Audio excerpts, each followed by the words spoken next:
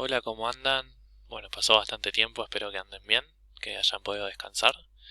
Y bueno, vamos a empezar con la nueva clase, que habla de caída libre.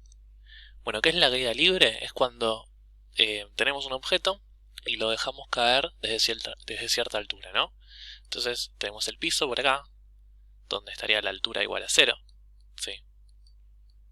Y tenemos un objeto que se deja caer desde cierta altura, con una velocidad inicial de cero. Se deja caer, no se arroja ni para arriba ni para abajo.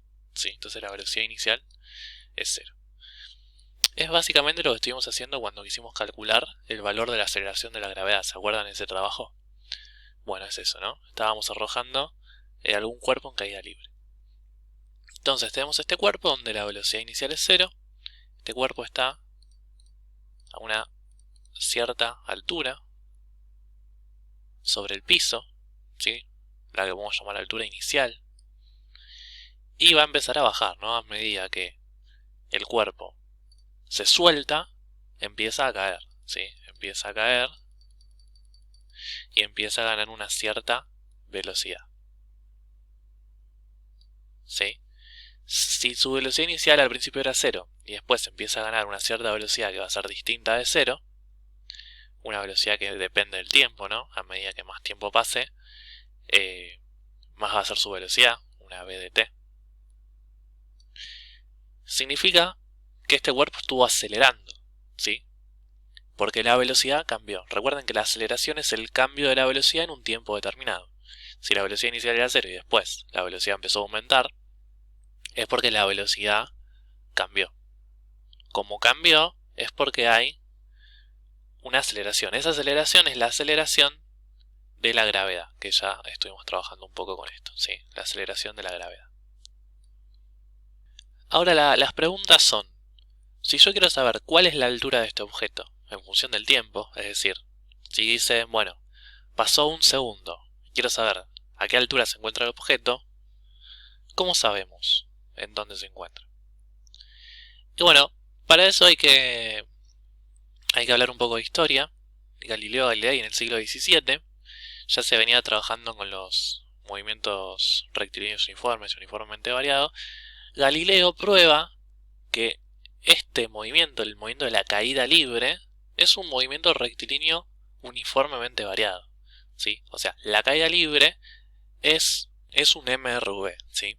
Es un movimiento rectilíneo porque sigue una línea recta y es uniformemente variado porque la velocidad cambia, pero cambia uniformemente. ¿Qué significa que cambia uniformemente? Que la aceleración es constante, ¿sí? La aceleración de la gravedad, cuando estamos en distancias cercanas a la altura cero, a la altura del nivel del mar, entonces la gravedad es siempre la misma, y como la aceleración no cambia, la velocidad varía uniformemente, entonces es un MRV.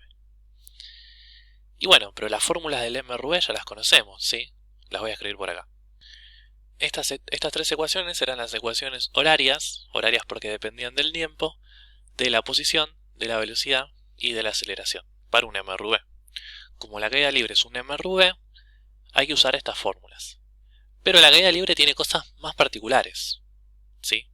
La aceleración no puede ser cualquier aceleración. La aceleración siempre es la aceleración de la gravedad. Y la velocidad inicial sabemos que es cero, porque el objeto lo estamos dejando caer. Entonces, a estas ecuaciones las podemos reemplazar por otras cosas. X era posición, pero bueno, acá estamos hablando de una altura, ¿sí? Entonces, a esta ecuación la vamos a reescribir. En vez de poner x de t, vamos a poner h de t, ¿sí? La altura en función del tiempo. Va a ser igual a la posición inicial del movimiento este. Bueno, ¿cuál es la posición inicial? La posición inicial, fíjense, que es la altura a la que yo estoy dejando caer el objeto, ¿sí? Si el objeto se deja caer desde esta altura inicial, esa es su posición inicial. En el MRV casi siempre usábamos esto como cero. Bueno, en caída libre casi nunca es cero, porque si se deja caer desde el piso, el objeto no se mueve, ¿sí? Porque la altura cero está acá abajo. Entonces la posición inicial vamos a poner que es h0. Y ahora fíjense qué pasa con el segundo término. ¿sí? Hay que sumarle la velocidad inicial por el tiempo. Pero la velocidad inicial es 0. Si 0 por cualquier cosa, vale 0. O sea que este término desaparece. ¿Sí? Y ahora tengo que sumar más 1/2 de la aceleración por el tiempo al cuadrado. Bueno, 1/2 es un número, así que lo vamos a agregar acá. Por la aceleración sabemos que es la aceleración de la gravedad.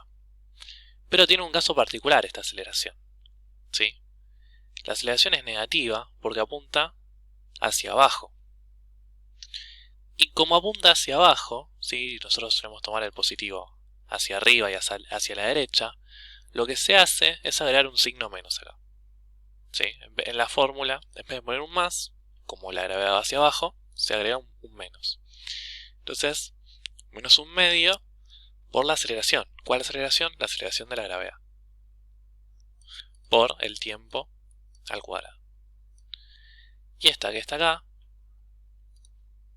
es la ecuación horaria de la posición, ¿sí? Porque estamos hablando de la altura, para una caída libre. Bueno, vamos a hacer lo mismo pero con la fórmula de velocidad.